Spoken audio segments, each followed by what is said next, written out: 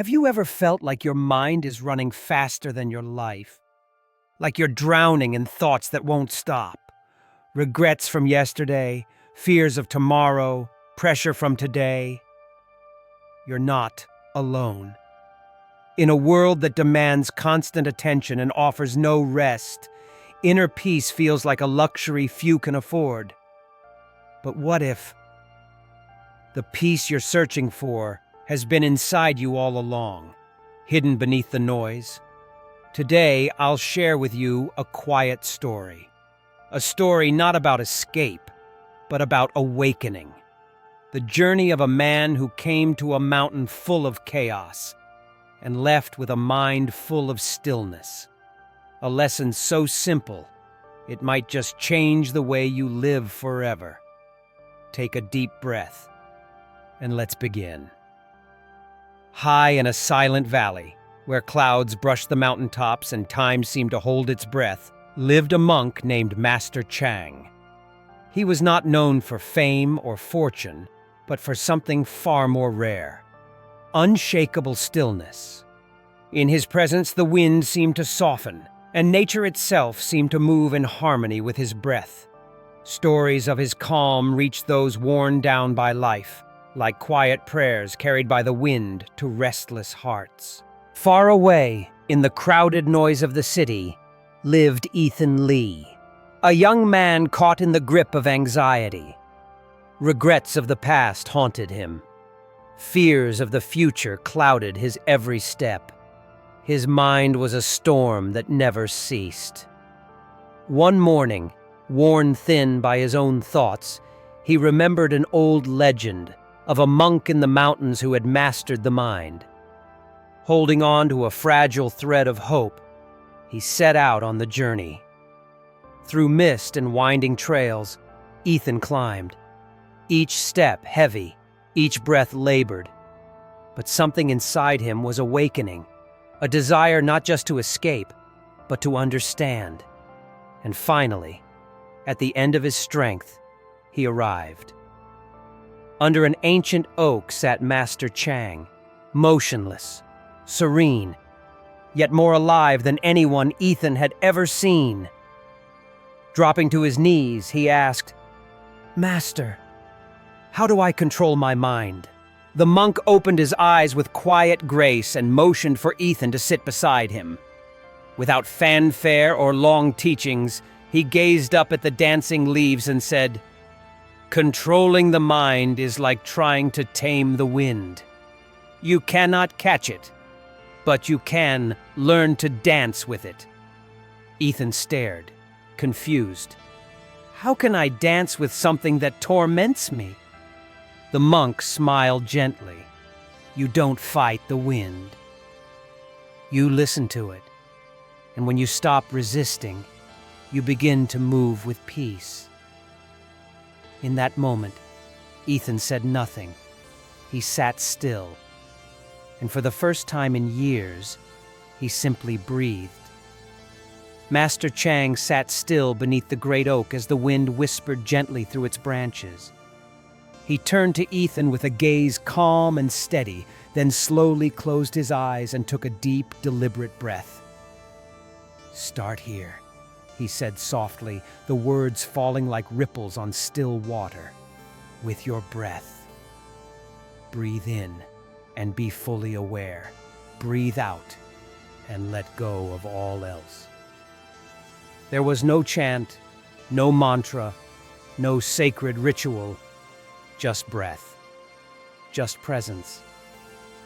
The two of them sat in silence, side by side, one seasoned by years of stillness, the other trembling on the edge of transformation. Ethan hesitated at first. His thoughts still raced, like birds trapped in a room. But then, guided by the monk's steady rhythm, he drew a breath, not shallow or panicked, but full and intentional. And then another. Slowly, almost imperceptibly, the noise within began to soften. Not because the thoughts disappeared, but because he was no longer chasing them. Something within him loosened. A space opened. And for the first time in what felt like years, silence didn't feel empty. It felt like home. As the minutes passed, Master Chang opened his eyes and spoke again, his voice barely louder than the wind. "Your thoughts," he said, "are like the winds that pass through this valley. You do not need to block them or fear them. You simply watch them pass." Ethan remained still, listening not just with his ears, but with a part of himself that had long been silent. "Some thoughts," the monk continued, "will come like storms, loud, heavy, uninvited. Others will be soft, almost pleasant. But all of them," he paused, "pass." In that moment, Ethan understood something he had never been told. He was not his thoughts. He had spent his whole life believing every voice in his head, every fear, every regret was a part of him. But now, sitting in stillness, he could see them for what they were, passing clouds in the sky of his mind. And he was the one watching. The sun filtered gently through the oak branches above, scattering golden light across the earth as Master Chang looked at Ethan and spoke again, his voice soft but weighty with meaning. "Ethan," he said, "imagine your mind is like a still pond. When the water is calm, it reflects everything clearly. The trees, the sky, even yourself. But when the water is agitated, even the most beautiful reflection becomes distorted." Ethan listened, the image sinking deep into his heart. For the first time, he saw how his endless reacting, his constant struggle to fix his thoughts, only stirred the waters more. "We spend our lives battling the storms inside," the monk continued, trying to force peace into place. "But true stillness is not forced. It's allowed." The silence between them held more than words ever could. Ethan looked down, quietly reflecting. He realized that his suffering had not come from having thoughts, but from believing every one of them, from grasping, judging, fighting. But just like ripples on a pond, the thoughts were never the problem. The problem was never letting them settle. Days passed. Ethan continued to practice.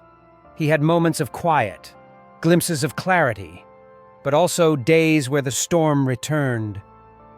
Then one afternoon, as the sky turned silver with approaching rain, something inside him broke open. He sat beside the monk, head bowed, voice cracking, and said, "I've tried everything, Master. How do I stop these thoughts? I just want peace." His voice trailed into quiet sobs. The tears weren't loud, but they were real. For the first time, Ethan wasn't running from the pain. He was feeling it. Master Chang didn't speak. He simply closed his eyes and began to breathe. Slow, steady, grounded. And without a word, Ethan followed. In the stillness that followed, no advice was given, no solution offered, and yet something powerful unfolded. The pain had space to breathe, too. It was no longer trapped or denied. It was honored, seen, and slowly, very slowly, it began to soften. Time moved gently in the mountains, marked not by clocks or calendars, but by the changing light, the rhythm of breath, and the soft opening of the heart. Days turned into weeks, and Ethan remained at the monastery. He didn't transform overnight. In fact, most days felt like failure. His thoughts still wandered. Doubt still crept in. Sometimes he caught himself getting lost in old worries, judging himself for not being better yet. But each time, without punishment or shame, He returned to the breath. One inhale, one exhale, one step back to presence. And that simple return, over and over again, began to change him. Little by little, his relationship with his mind softened. He no longer fought every thought that entered. He didn't label them as good or bad. He simply let them come and let them go. What used to feel like a battlefield now felt more like an open sky. The storms still rolled in, but they didn't stay. He had learned how to watch them without being swept away. One evening, as the sun melted behind the ridges, casting long golden shadows across the valley, Ethan sat beside Master Chang and whispered, almost in disbelief, "Master, I finally feel free." Not in the sense that nothing troubled him anymore, but free in knowing that nothing had power over him unless he gave it permission. The old monk smiled, his eyes reflecting the same stillness Ethan had once only admired from a distance. "Remember, Ethan," he said gently, "the wind will always blow. Thoughts will rise. Emotions will stir. The key is not to resist them, but to understand them. Let them pass through you like the wind through these trees. But stay with the breath. Stay with the now." He placed a hand over his heart and added, "Control is not power. Presence is." And in that moment, Ethan didn't just understand the teaching, he became it. The story of Ethan was never truly about mountaintops or monks. It was about you. About the quiet battle you fight each day behind your eyes, the racing thoughts, the unanswered questions, the feeling of being trapped in your own mind. It's about the sleepless nights, the restless days, the moments you feel like peace is something everyone else has figured out except you. But what Ethan discovered is the same truth waiting inside you. You don't need to fix your mind. You don't need to silence every thought or solve every emotion. You simply need to listen, gently, patiently, without judgment. You need to return to what's always been there, your breath, your anchor, your doorway to the now. Because within you is a stillness far deeper than your chaos, a space untouched by fear, unshaken by thought. And it's waiting. It always has been. Not somewhere far away, but here, in this very moment. So stop running from your mind. Stop fighting the wind.